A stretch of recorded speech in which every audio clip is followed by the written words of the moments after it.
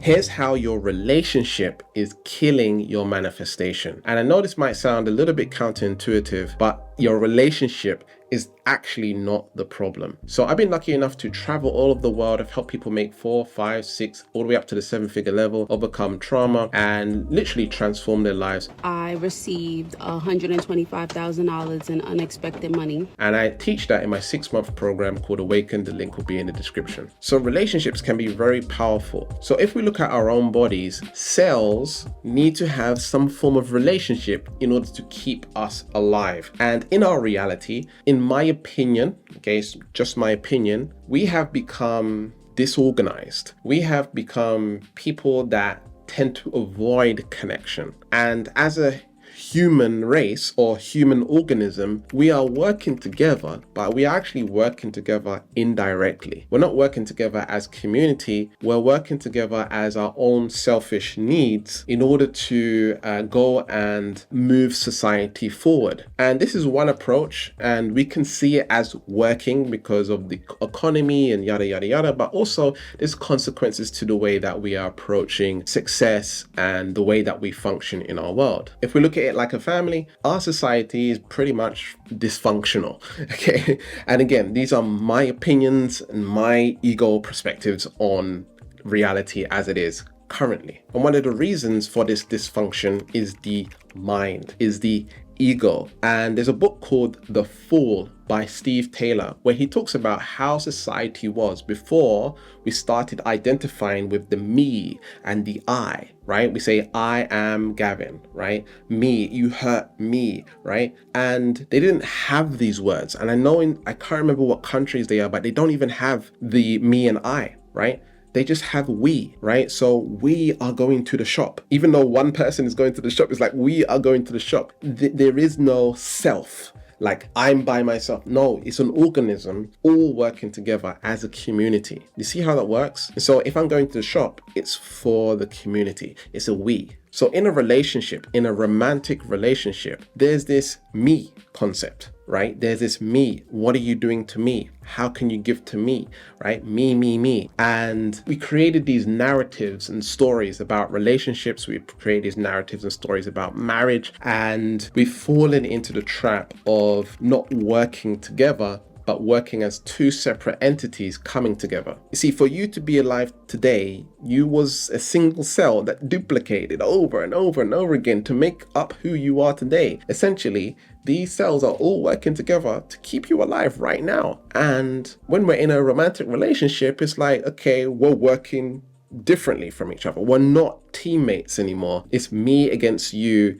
I did this for you, so you should do this for me. Essentially, things have become more conditional and more restricted, and we feel like we should feel a certain way, and that causes a lot of disharmony within the relationship. So one of the reasons relationship is killing your manifestations is because there's a disharmony in the relationship and the way that we perceive relationships in general. So let's get down to the nitty-gritty of things, right? Sometimes we get into relationships and the relationship is just not working, right? Or what we would say is not working. There's arguments, there's fights, right? And, just not getting along. Maybe, the chemistry is gone or whatever it is. And by the way, I'm going to talk a little bit about how this is also stories and narratives in terms of needing to have chemistry and stuff like this, because that is not the basis of what a relationship is about. But essentially, by being in a relationship that isn't disharmony makes you feel out of harmony. And they might say things, or being around them might make you feel like a low vibrational frequency. And then we have this assumption that because of them, I feel like this, and it's preventing my manifestation. Because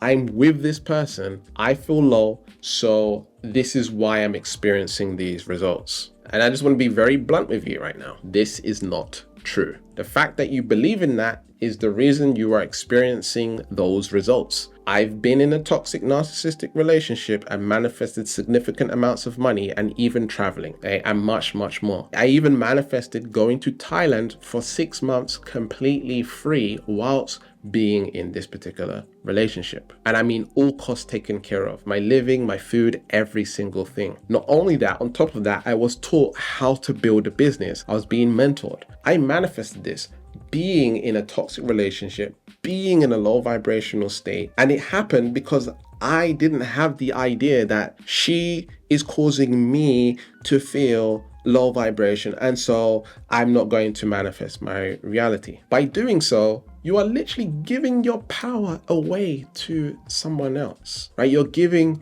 your power away to the relationship, to the other person. And again, I know this is easier said than done, but really it's just a switch in the mind that they have no control over your manifestations, your reality. Oftentimes, these relationships can be great teachers about what's going on within you. And that's what I want to talk about next, is the relationship with yourself is killing your manifestations. And so if your relationship with yourself is I'm not enough, if your relationship with yourself is I'm a procrastinator, if your relationship with yourself is that I'm feeling a low vibrational frequency and so I'm not manifesting the reality that I want, that is what you will experience.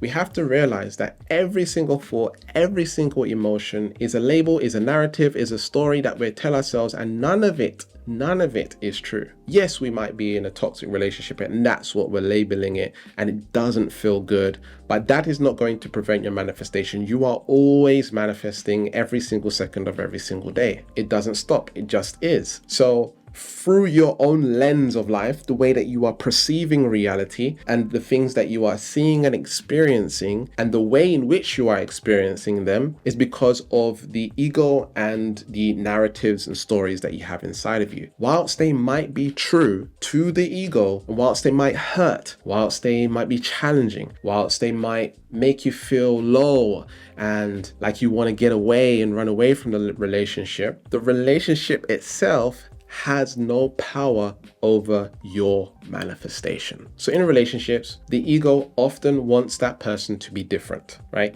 Wants them to act and behave like this. You want to be treated this way. We want to change the person in order to facilitate how we feel on the inside. And this is one of the biggest challenges that we have in relationships is sometimes we need to, compromise, we need to change our energies, but that person is who they are. And, I don't want to create any breakups or divorces right now because that's not always the solution. We need to seek therapy. We need to have those discussions, even have family members, maybe not family members or friends, because it's my belief is that you should find someone that has a successful marriage, has a successful relationship, and speak to them. I speak to my coach every 2 weeks. He's been married for over 15 years. And so when I'm talking about my relationship, this guy has a wealth of experience about relationships, about marriage. Not only that, he's a coach, so he's helped other people with their relationships. And so the advice that he's giving is not only third party, disconnected from the actual relationship. He kind of figures out, okay, what's going on within me that can allow me to shift the energy of the relationship itself, and how I can communicate my needs, my wants, or whatever it is in a way that is congruent with the relationship at a whole.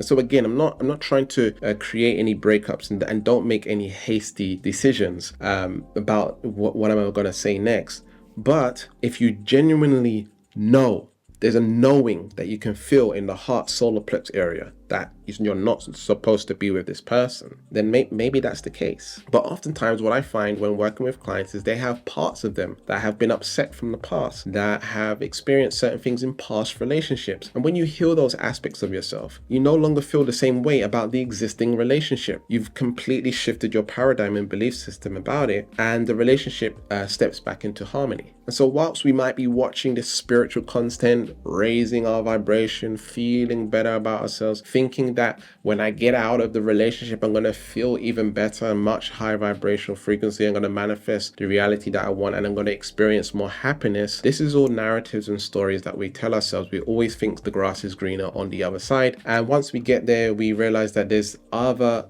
consequences to being single or whatever it is. Okay, again, I'm not saying not to be single or break up with someone or whatever it is, and maybe that's the option that you need to take or want to take. We also have to understand that there are other ways and other approaches to it. See, one of my deepest things when it comes to our reality is recreating harmony from dysfunction, because we're experiencing a world where the core family, right, the atomic family is being destroyed. The masculine and feminine energy is being destroyed destroyed. We are losing balance. And this is what's creating a lot of dysfunction. And so relationships are beyond us. Relationships are beyond just the love and the romance and stuff like this. It's a spiritual thing. And so someone else's low vibrational frequency, what we call low vibrational frequency, can affect you and make you feel bad and infect you and make you feel bad, right? And stuff like this. And we make the assumption that that's the thing. That's the thing that's killing my manifestation. It's you that's doing it to me.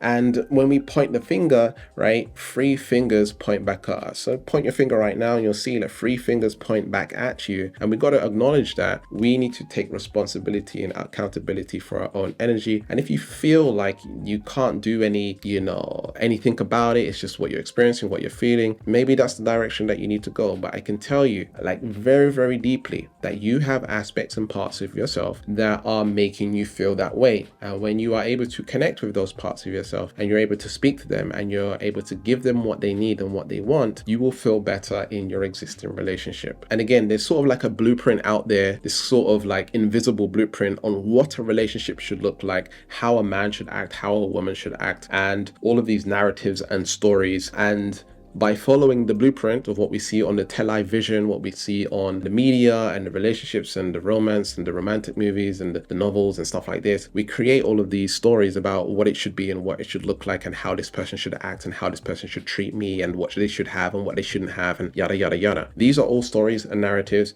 and we are essentially blocking ourselves from the true love that we can all experience within a relationship. Would we prefer to have a higher vibrational relationship? Absolutely, we would prefer this. This is what the ego wants. But essentially, what we have to realize, seeking the happiness is causing for you to be in a pendulum and creating a contrast that I am not happy and I want to be happy. I want to get happiness from you, or I'm not happy, I'm going to leave this relationship. When in actuality, when we really do the work, happiness is a part of who we are naturally without needing another person in order to make us happy. Now, a lot of people are going to disagree with me, but the thing is, I've done a lot of work. I've been doing this for many years now, and I can see, in society, been studying dating and relationships for a very long time now. I can see what's going on in the market, and I can see that people are so engaged in the ego, so engaged in the mind, that they're not seeing what a relationship actually is. They're seeing it from a lens of romanticism, which is only one small aspect of a relationship. It's seeing it from an us versus them narrative rather than like teamwork. And so in a relationship, someone needs to bite the bullet, so to speak, and seek therapy or whatever it is if your relationship is not doing well. If you genuinely love this person, make sure that you go to the end of the earth in a way to figure out how to make it work better, how to bring coherence between the two of you, and really understanding, asking questions without getting defensive, and being honest in your speaking without being defensive. One of the most powerful things you could do is build a relationship with self, and I mean your ego here, but also build a relationship with God, the Most High, the universe, enlightenment, samadhi, whatever name or label you want to put in it, to build a relationship with that and connect back to that true essence of who you are. If both parties did this in a relationship, the relationship will naturally have harmony because you're both connected to a higher truth. If you would like to continue this journey and relationship with me, then click the link in the description. I have a 6-month program in how to transform your internal world, literally transform your life, raise your vibration, and essentially heal your relationships indirectly from doing this work.